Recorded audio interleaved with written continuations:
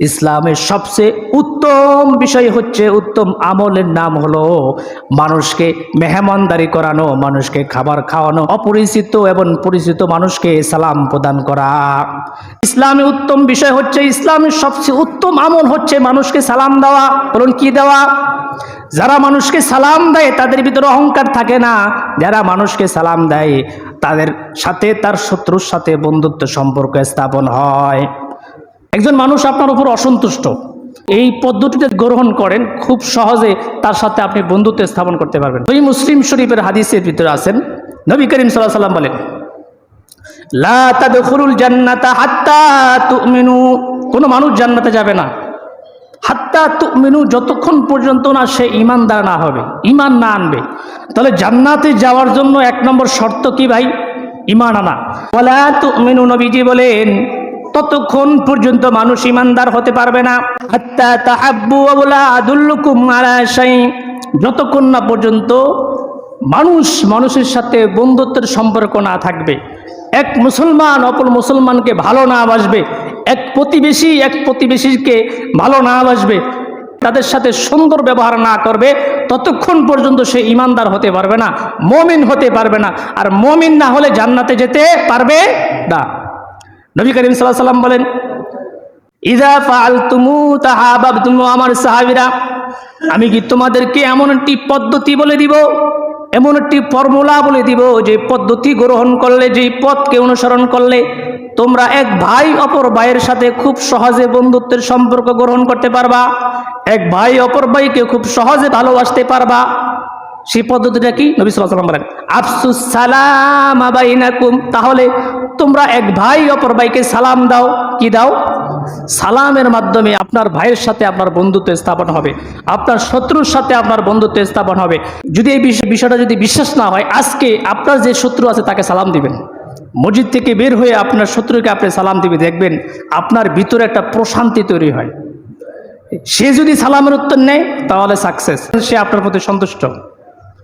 অহংকারী যারা আছে এদের মুখ দিয়ে সালাম বের হয় না।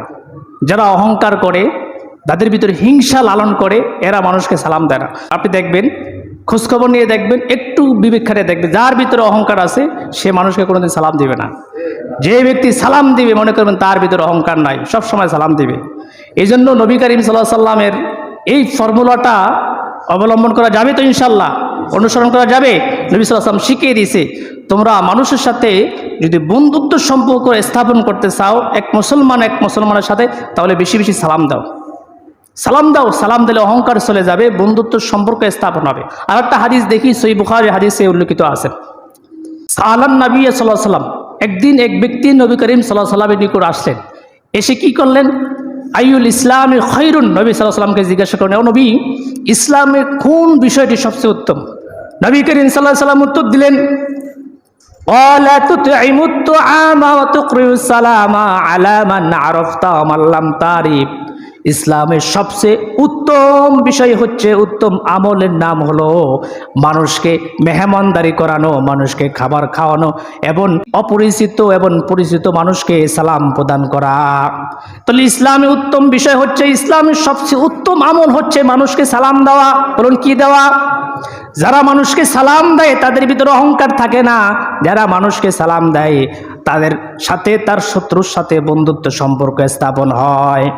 হাদিসে পাকের ভিতরে আছেন, নবী বলেন, এক মুসলমান অপর মুসলমানকে সালাম দেয়, আসসালামু আলাইকুম বলল, নবীজি বলে তার আমল নামে আল্লাহ সুবহানাহু ওয়া তাআলা 10টি নেকি লিখে দেন। আসসালামু আলাইকুম ওয়া রাহমাতুল্লাহি ওয়া বারাকাতুহু, আসসালামু আলাইকুম ওয়া রাহমাতুল্লাহ যখন বলবে এক মুসলমান অপর মুসলমানকে, আল্লাহর নবী বলে তার আমল নামে আল্লাহ সুবহানাহু ওয়া তাআলা 20টি নেকি লিখে দেয়। শুধু আসসালামু আলাইকুম বললে 10 নেকি, আসসালামু আলাইকুম ওয়া রাহমাতুল্লাহ বললে 20 নেকি।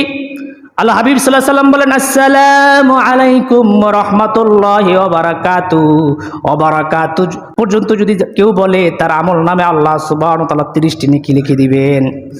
তাহলে আসসালামু আলাইকুম বললে 10 নেকি, আসসালামু আলাইকুম ওয়া রাহমাতুল্লাহ বলে 20 নেকি, আসসালামু আলাইকুম ওয়া রাহমাতুল্লাহি ওয়া বারাকাতুহু সম্পূর্ণ সালাম দিলে কত নেকি? 30 নেকি। এবার আপনার প্রতি উত্তর যে দিবে আপনার অপর ভাই, সেও 30 নেকি পাবে সম্পূর্ণ সালাম দিলে।